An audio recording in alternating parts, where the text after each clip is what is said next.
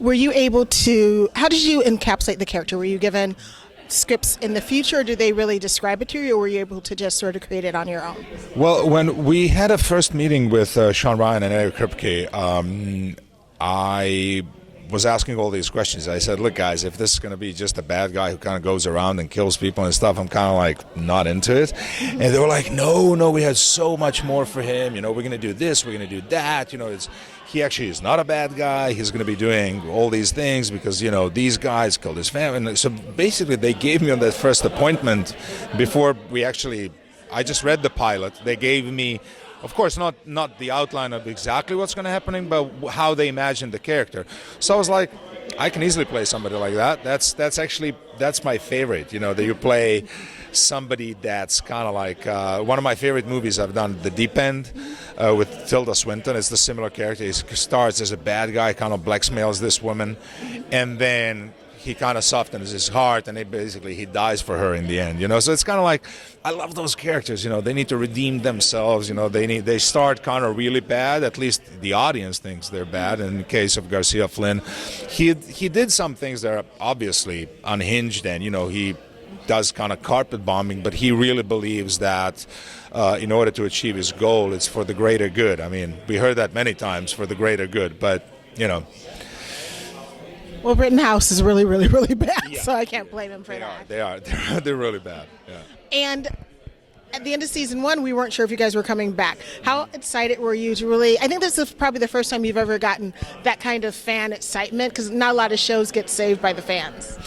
No, it was like, honestly, once NBC said, we're canceled, that's pretty much it. That's like a epitaph, that's like a big gravestone, and when we got a call, I was kind of like really stunned. It was, and I was excited at the same time because I knew how many stories we wanted to tell, and I'm sorry that we have only 10 episodes because we were on a roll. I'm really excited for this season for people to see it.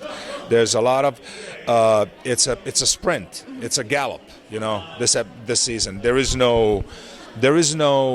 You remember old X-Files, how they used to milk the story, it would be like 5 episodes that you wouldn't get any answers and stuff, like it was just questions. So we're kind of like, we're giving you like bits and pieces every episode. You get kind of fed with information, so kind of like it's very satisfactory to watch. Everything is developing and happening, and I'm really excited for people to see it. This whole season was kind of like, thank you for what you've done. And that's why we're here today. We wrapped literally at 7 a.m., like 5 hours ago. Yeah, we worked all night. And we're here to say thank you.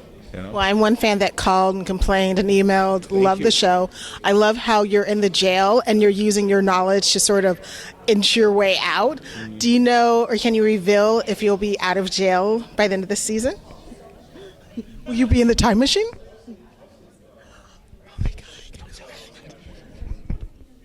I'm so excited. I really, really, really like the character. Like, you've brought such humanity to him. What did you bring from your own life experience into the character? Because the character feels like a person. Well, an angry person. The experience of being a father, having your own kids, is something that nobody can teach you before you experience that, because you really don't know what fear is. Before that, fear for oneself is never as strong as fear for your children. You ride a motorcycle, you do stupid things, and you jump out of the airplanes and stuff, and it's like, if something happens to you, that's it. It's just something happens to you.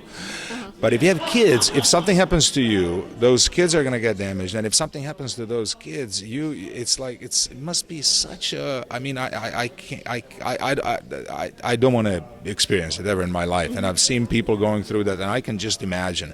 So to play a character who actually lost his wife and kid, just because it's his fault. He's the one who started digging about Rittenhouse. He saw all these money laundering and hidden hidden wire transfers, and he figured out that these guys are there and who are they, and starts digging. And basically because of what he did, his family, so it's his fault, pure and clear. So that was something that I gave him from my personal experience, that, if something like that would happen to my family, it would be devastating, So people after that can do some really, unusual things. I can believe that. I cannot wait to see you tomorrow night. And congratulations on season 2. I have another press round. You're not allowed to say that.